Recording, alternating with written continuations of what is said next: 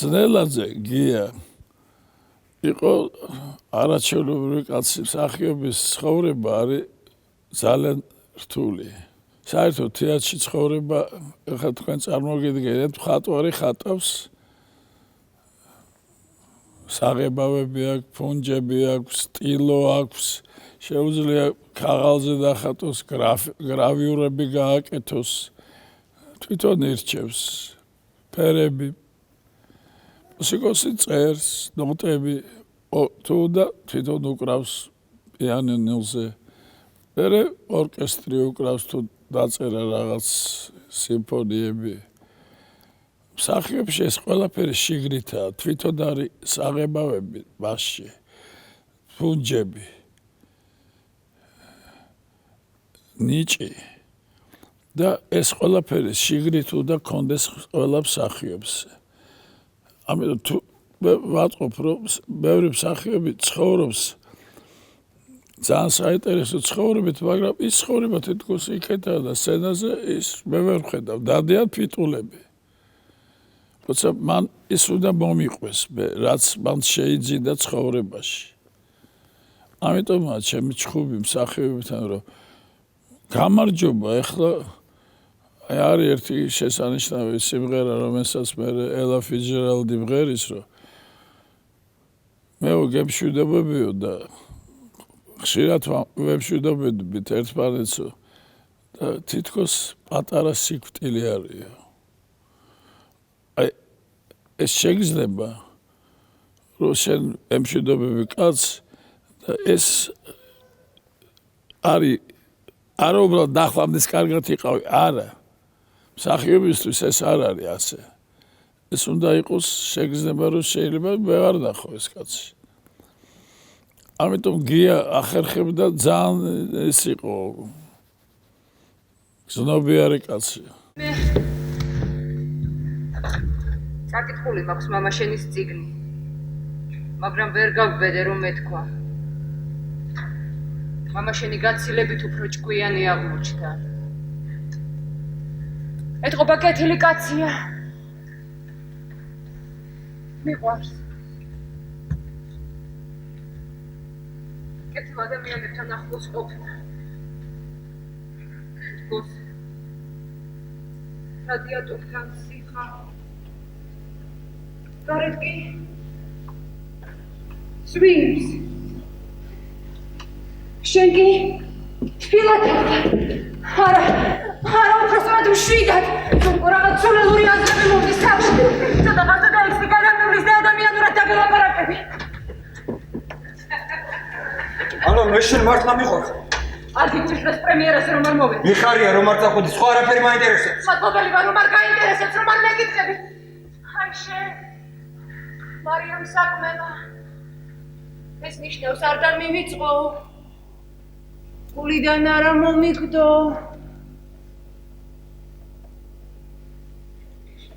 I start down my family in the back of my cortina. I see that hyena, could not be more obscene. She took me to the cleaners and I'm a bit. მე მაქვს ესეთი შეგრძნება, რომ თავიდანვე ამ ადამიანში აი მის თვალებში იყო რაღაც სევდა. არ ვიცი რატომ მე არასდროს არ მეკითხავს, არ მიმიცია ჩემი თავისთვის უფლება, რომ ასეთი რამ მეკითხა. და ხო იცით, ხა რაღაცას კი იფიქრებ შენთვის, მაგრამ მე არა რა საჭიროა ასეთი ფიქრები ამ ადამიანის მიმართებით. ნუ მე უკვე ერთად თეატრში მოვხვდით, რუსთაველის თეატრში. ისეთი ჩემი პირველი არა, მეორე როლი იყო, უკვე როლი დამწყები მსახიობი გოგონასათვის და იქ ჩვენ პარტნიორები ვიყავით, შეყვარებულები, ასე ვთქვათ. ძალიან საყვარელი იყო, ძალიან მორიდებული, საოცრად მორიდებული, ჩემს მიმართ კი არა მარტო, ყველას მიმართ, ეს ჩემი შეხედულება გიასთან დაკავშირებით.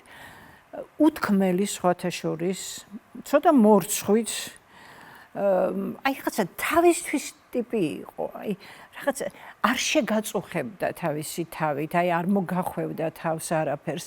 აი ესე წყნარად ჩუმად აკეთებდა თავის საქმეს. მე ვერ ვიტყვი რომ უხასიათო იყო, ან დაინახავდი რაღაც ისეთ ჩაფიქრებულ და ისეთ მდგომარეობაში, მაგრამ აი რაღაცნაირად ამ ადამიანს აი დაყვებოდა თითქოს აი ეს დიდი სევდა და ტკივილი.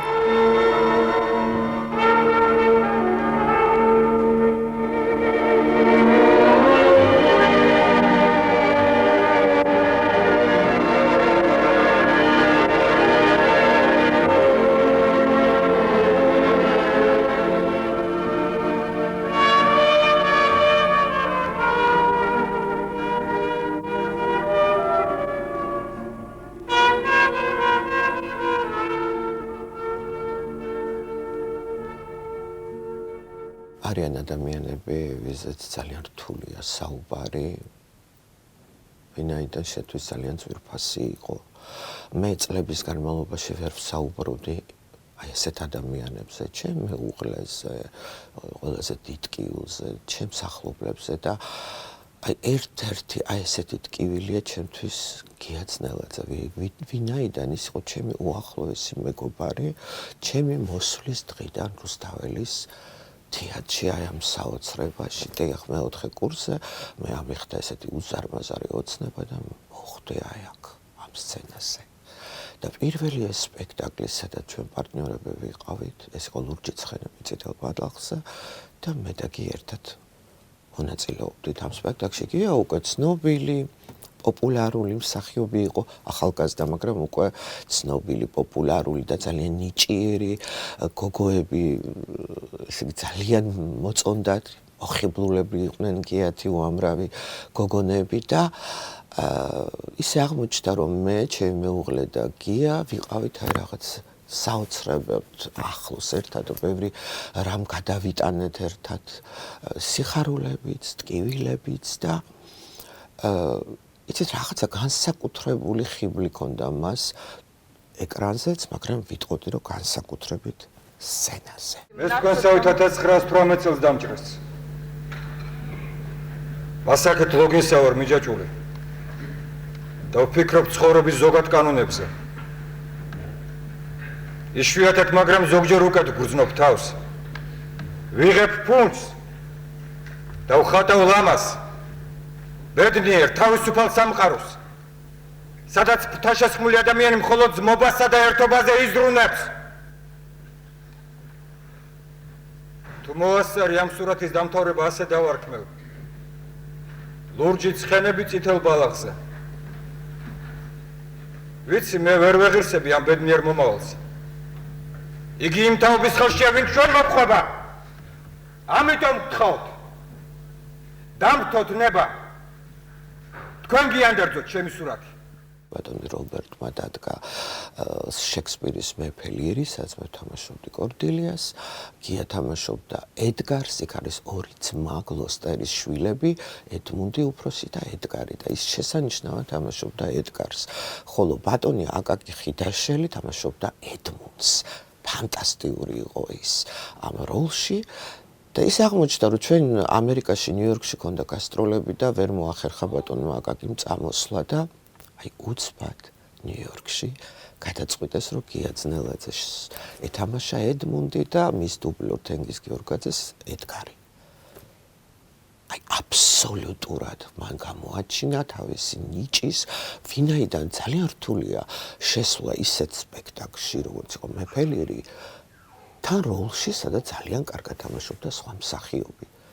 ის იყო აბსოლუტურად განსხვავებული ედმონდი, შესანიშნავად ითამაშა და მე ვიტყოდი აჩვენა მან თავისი ნიჭი ბოლომდე გამოავლინა ამ როლში აბსოლუტურად განსხვავებული მისი წინამორბედის როლისგან და ეს მოხდა რამოდენიმე დღეში. სნეულება უფრო ძლიერი აღმოჩნდა. ეს ხომ მეფეა. ეხ მეფე ვარ, მეფე სულით და ხორცით. მეფე ვარ სისხლის ყოველი წრეთით. ჩემს დანახვაზე ტანში ზარავს ყველა სულიერს. აი ამ კაცარდაში იყოს თავისთვის. ამკელა დააშავე ასეთია. მურუშობდი? პრიყო, მურუშობისათვის ვინ დაუჟიათ? აი თუნდაც ბუზებს შეხედე. ბეღურებს უმრებს ჩადიან ჩვენს თვალწინ. მაშინ ზეიმოს ლებამ, მრუშობამ. აი ხომ ხედავ, გლოსტერს ნაბიჯორმა უფრო უერთგულა ვიდრე მე. კანონიერმა ქალიშვილებმა მაშინ გაუმარჯოს მრუშობას. გააჩინეთ ბიჭები! გააჩინეთ! ბიჭები მერქული ჯარისკაცები მჭირდება! იყო რამოდენიმე ადამიანი რომელთა სცენაზე გამოჩენა არ იყო ჩვეულებრივი, აი ისე რომ გამოჩნდებოდა უკვე მაყურებელს რაღაც რეაქცია ჰქონდა, თუნდაც მათი გარეგნობის გამო.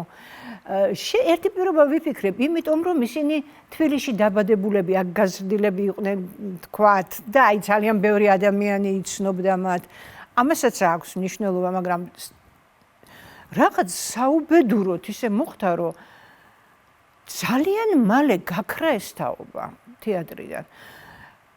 კაცები, განსაკუთრებით კაცები, მაგრამ მე ვიტყვი რომ ქალებიც.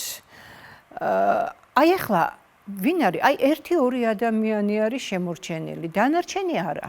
ვარ სიძერე, ონა-ღვთისა მაკური და მხევალი მისი. თამარ გურიელი.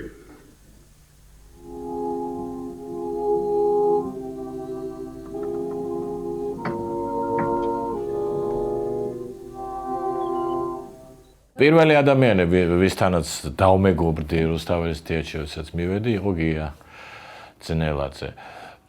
მე იმდენად დავმეგობრდი, რომ მე აი პრაქტიკულად ის ყველა ჩემს სპექტაკლში იყო ჩემს პირველივე სპექტაკლში, იყო ესეთი რეკვიემი ქართველ პოეტებზე, რომლებიც დაიღუპნენ მეორე მსოფლიო ომში და იქ თამაშობდა მირზა გელოვანს. მერე ამას მოყვა მშვენიერ ქართველ ქალში წამყვანი, მერე ამას მოყვა ვარიაციები თანამედროვე თემაზე. ჩვენ ძალიან მეგობრობდით. როდესაც გასტროლებზე მივდიოდით, ერთად ვიყავით ნომერში. საათობით საუბრობდით, ლაპარაკობდით, არ წვინდებოდა მასთან ურთიერთობა. იმიტომ რომ გია პირველ რიგში იყო ძალიან ნათელი პიროვნება. აი სრული შეგრძნება ჰქონდა, რომ რაღაცა ანათებდა შიგნიდან, რაღაცა საოცარი სინათლე ჰქონდა, რომელიც ამოდიოდა მას სხეულიდან და ასხივებდა. და იყო ძალიან გულუბრყვილო. მე იშვიათად შემხედრე ეგეთი გულუბრყვილო ადამიანი. ყველაფერს იჯერებდა, რაც არ უნდა გეთქვა და ამით სარგებლობდნენ ბევრი და რაღაცა ატყუებდნენ, ესეთ კარგი გაგებით. ამას ხარავდნენ და ის ყველაფერს იჯერებდა. აი ესეთი იყო. მე ვგრძნობ, რომ ცივა და მენადრები, მაგრამ ვერ გხედავ როგორც სიცივეს. გარეთ კი წვიმიცველი აბრები აშიშინებენ შერჩენილ სიცხეს. მეც აღარ მინდა სხვას დაბრალდეს ჩემი სიჩუმე და ხმაურს ვიწყებ. გათავდო. აღარ ჩამოგეხსნები. არც მახსოვს ვისრა უთხარი გუში. დავაფათურებს დიცხიან ლექსებს შენს თმებზე, მხრებზე, მუხლებზე, სულში. ნარბენი კაცის გულივით ფეთქავს საათიც, ქუჩაც, ბოთოლიც, წვეთიც. შენ ხარ აქამდე რაც უნდა მეთქვა. შენ ხარ ოთახში ჰაერზე მეტი.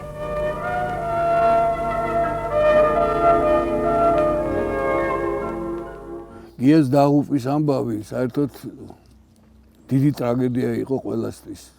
რუსთაველის თეატრისთვის, მაყურებლისთვის. ეს იყო საშინელი მოვლენა, რაც მოხდა უცებ ადამიანი აბსოლუტურად ჯანმრთელი ყველაფერი წავიდა ცხოვრებიდან. ამ უბედური შემთხვევის გამო, რაც რუსთაველზე მოხდა. გია წყინვალე მსახიობი იყო და ამის გარდა ძალიან დიდი და კარგი ადამიანი. ჩემ ორ ფილმშია გადაღებული გია. პირველი რაც ჩემთან იმუშავა ეს იყო ლადო ასათიანის სახე. ფილმში მე დავბრუნდები. ეს იყო მისთვის ძალიან დიდი პატივი, რომ მან ლადოს სახე უნდა განესახიერებია. და მითხრა, რომ მე რა დიდი მადლობაო, რომ მე აი ეს მანდეო ეს სახეო. და რო არ მგავა რომ მითხრა, მე ვთხარი, როგორ არ გავხარ, მე ვთხარი, გავხარ შენი სულით, გულით, შენი კაცობით, შენი მეობით, ყველაფრით. და ძალიან დიდი პასუხისმგებლობით მოექცა ამ როლს. მე არ ვიცი, ვისაც ნანახი აქვს ეს ფილმი, გია მართლა შესანიშნავი იყო ამ ფილმში. მე მეორე ფილმში ჩემთან ეს იყო ბრაო ალბერ ლოლიში, სადაც თამაშობდა აბსოლუტურად რადიკალურ სახეს, ადვოკატს თამაშობდა ზურაბ ყიფშიძის და იქაც წყინვალე იყო. თავისი უკვე აბსოლუტურად სხვა ჟანრში მუშაობდა, სულ სხვა, ეს იყო მუსიკალური კომედია და იქ მუშაობდა აი ესე როგორც შეეფერებოდა აი ამ კომედიას. მე ჩემთვის გია დარჩა როგორც მართლა შესანიშნავი მსახიობი და ძალიან მიხარია რომ მიხდება მისი გახსენება, იმიტომ რომ მას ძალიან კარგი და ბევრი კარგი სახე აქვს შექმნილი როგორც თეატრში, ისევე კინოში. ამიტომ მე მიმაჩნია რომ ქართულმა თეატრმა და ქართულმა კინომ მისი სახე ძალიან დიდი და ძალიან კარგი მსახიობი დაკარგა. პავლესთან მიდი. მე რა მოსვლი ნახე.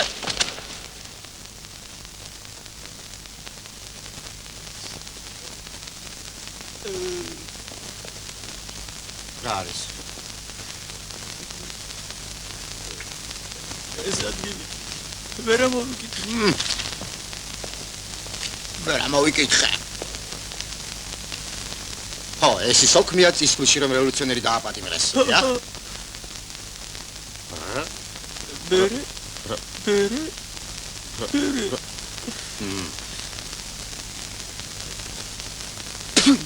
დასწეულოს ღმერთმა. დაგაკრული ხელია თვითეშმაკის ვერ გაარჩევს. აბა? რას დამდგომი ხარ თავზე ძაღლის გაჩენილო? ისეთი თვალებით იყურები ხანდახან რევოლუციონერიც კი მგონი ხარ. მე რევოლუციონერი? სოციალისტი ხომ ხარ? მე ვარ სოციალისტი. ჩუმად! უნივერსიტეტში რომ შევედი წმინდა მიხეილის ჯგუფში ჩამიწეს.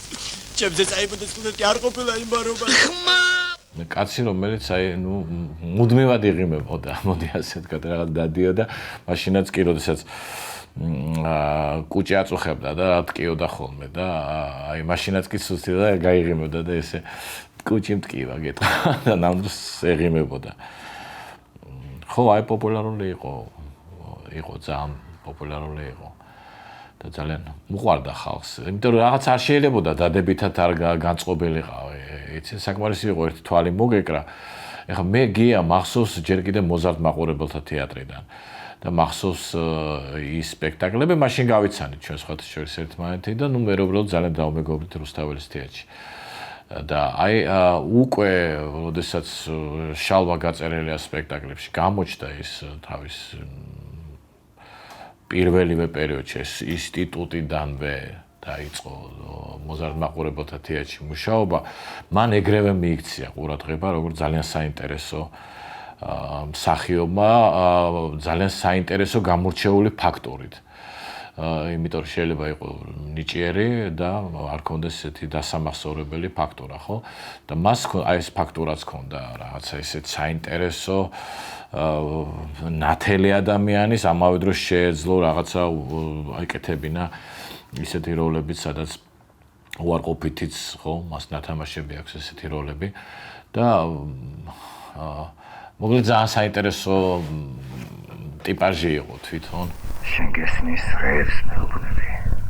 12 წელიწადიაში ნაყოფლო შენ კი მილიციაში მიმატრევ. რა გინდა ჩემგან თავი აღარ უნდა დამანებლოთ.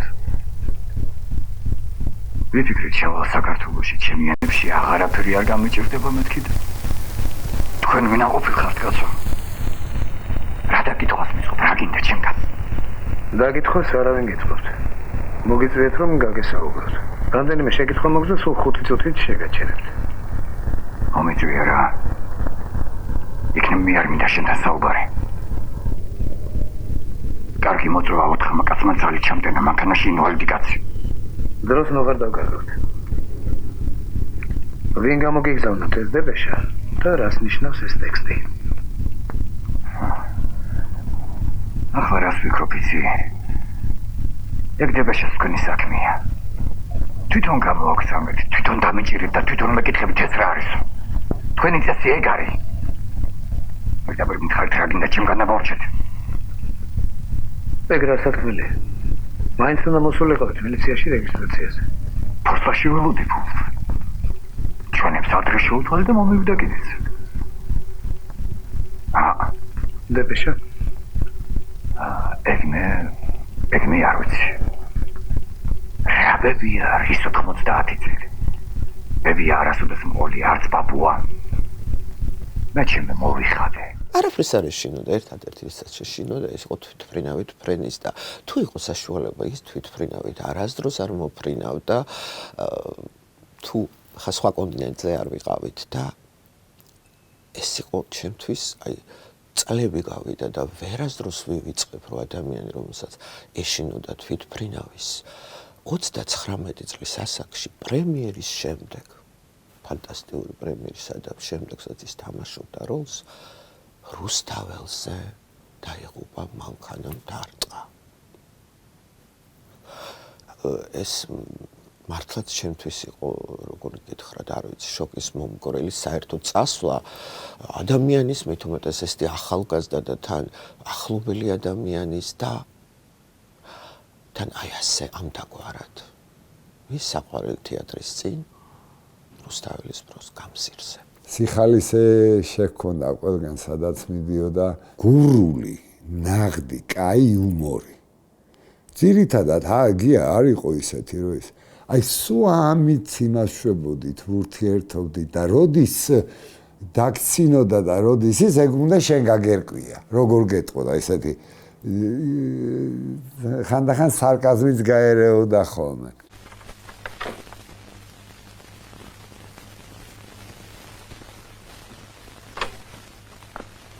რა დამძუღრული ვით გაიქეცი. მოდი დაჯექი. დაჯექი.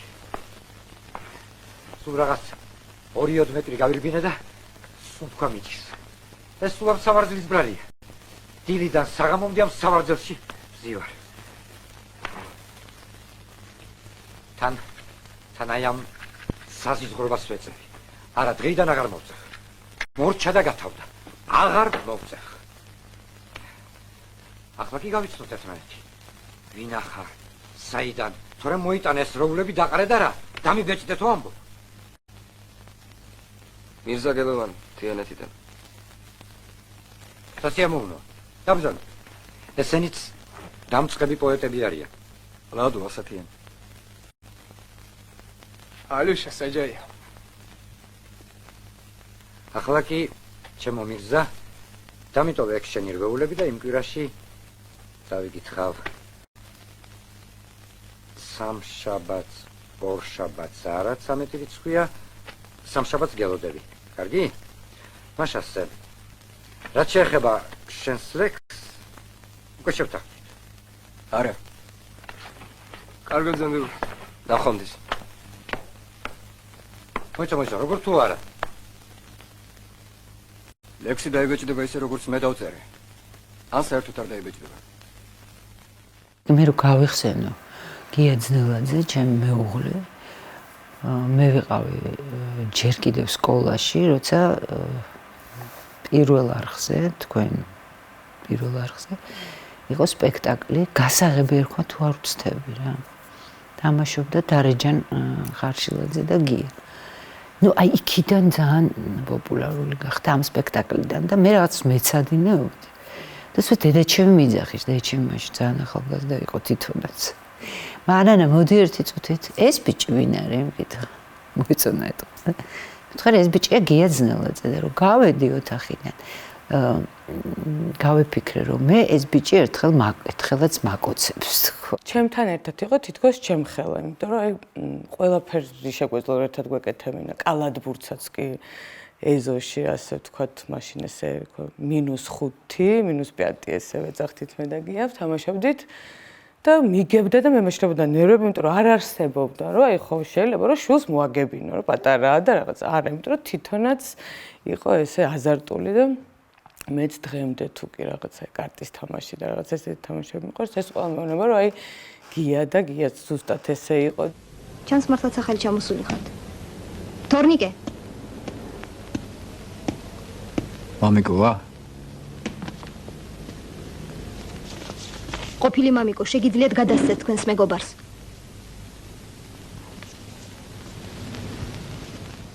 ჩვეულებრივად ვიყავი მართალი გითხრათ, არც ინიციატივა მომჭი, არც არ გამომიჩენი. რა თქმა უნდა, პასუხობდი მის, ვთქვათ, გრძნობებს, მაგრამ ინიციატივაზე არც მიფიქრია, ამიტომ ვფიქრობდი, რომ გიას მე რა მოვეწონები, ყველა ამბავია, თეატრი ჩემთვის იყო, არ ვიცი რა, საერთოდ კოსმოსი. ვფიქრობდი, რომ ესეთი ბედნიერება არავის არ აქვს, თუ არის ვინმე მსახიობი. ეხლა აღარ ვფიქრობ ესე. ჩემი შვილი რახან ამაში ესე ღრმად შევიდეთ, რომ გიას დროს ვერ მოვასწარი, რომ აღარ მომწონებოდა ეს პროფესია და ჩემი შვილის დროს მე უკვე რაღაცები, ვთქვათ, შვილი მაინც ხო არის და ქმარი რაღაცნაირად მაშინ მატერიალურიც არ არსებობდა. ეს მე რა 120 მანეთით ჰქონდათ ხელფასი. ვფიქრობ, რატო არ მაწუხებდა? აი არ მაწუხებდა, იმდენად ეს იყო გია, აი ქუჩაში ერთხელ მახსოვს, ფეხმძიმეთ ვიყავი და შუშაში დავინახე ჩემი თავი ელენე მუცელში. და ვფიქრობდი, რა ბედნიერი ვარ, აი ყველაზე კაი ბიჭის ცოლი ვარ მე. ეს მახსოვს, გავიფიქრე. ყველასთვის ყველასთან იყო მხიარული, ყველას გაუღიმებდა, ყველას კომპლიმენტს ეთყვა და ყველას რაღაცას წაეთამაშებოდა და აი ამას ხედავდი, რომ ყველასთვის იყო ეს რაღაც კაშკაშა ბიჭი.